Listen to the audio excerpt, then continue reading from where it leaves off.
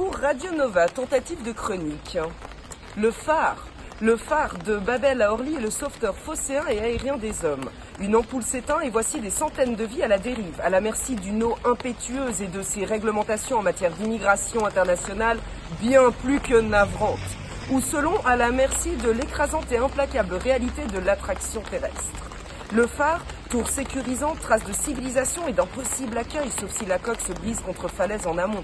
Le phare, lui, solide, oui, bravant de ses marches épavées, l'érosion du temps et le fracas de ses vagues salées. Lui, il continue à faire briller le filament, à illuminer l'horizon liquide devenu un instant miroir parcellaire de l'univers magnifié d'étoiles et du temps en mouvement.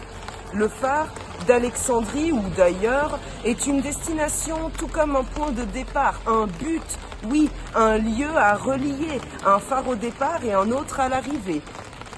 Un néon de salle d'accouchement jusqu'à un cercle lumineux céleste ouvrant les portes sur un monde inconnu. On a tant besoin de lumière, à tous les étages, dans tous nos foyers, pour y voir plus clair dans nos idées, dans nos cœurs. On a besoin de lumière pour y voir et aussi pour être vu, pour prendre conscience de l'autre et faire prendre conscience de son soi au monde.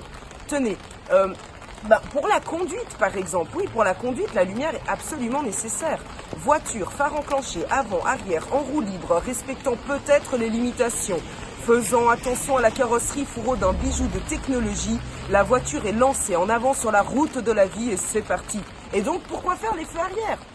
Eh bien, tout comme notre parcours personnel intérieur, notre route d'asphalte croise et croisera un grand nombre d'autres lignes bitumées.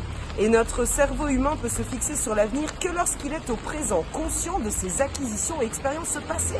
La voiture peut bien avancer sans phare arrière, mais quel humain peut avancer serein, sans passé, sans souvenir ? Alzheimerisé en quelque sorte. Oui, juste avec sa carrosserie, mais le moteur complètement affecté dans ses humeurs. Eh bien, un risque de tape-cul probable est donc pris. Un autre conducteur de vie véhiculé pourrait donc manquer de nous apercevoir. Et que se passerait-il dans ce cas ? Eh bien, une nuisance, un accident, un espèce de couac relationnel. Le phare arrière informe donc votre entourage de votre présence, de votre rythme et aussi de votre direction. Nos phares arrière peuvent donc être défectueux, tout comme notre perception du passé et son implication impliquée dans notre présent. Nos phares arrière peuvent donc être de dernière génération, un regard neuf, optimiste sur le film du déroulé de notre vie. Tout comme être éclairé sur son passé permet de développer des signaux et des avertisseurs pour l'individu père inconnu, rester figé sur celui-ci configure risque de maux et de maladies. Se distancer, mettre à jour les souvenirs douloureux, permet donc à notre route d'être désencombrée et d'assurer un voyage sécurisé. Accueillir l'avenir avec un peu de légèreté, balayer la cave des fausses idées et réparer ses traumas avec volonté et surtout évoluer, transformer les vertus de sa lignée, se moderniser en changeant non de peau mais de passé recomposé. Il devient donc possible de revenir en arrière si on s'est trompé. Il est possible de se stopper, de rester sur le bord de la chaussée, un moment choisi pour se reposer l'esprit. Votre véhicule terrestre, oui, votre véhicule terrestre vous appartient et vous en jouissez à votre guise.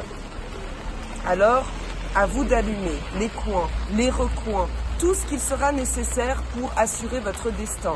Et en tout cas, il est bien certain que posséder des phares arrière incroyablement modernes permet vraiment d'aller de l'avant.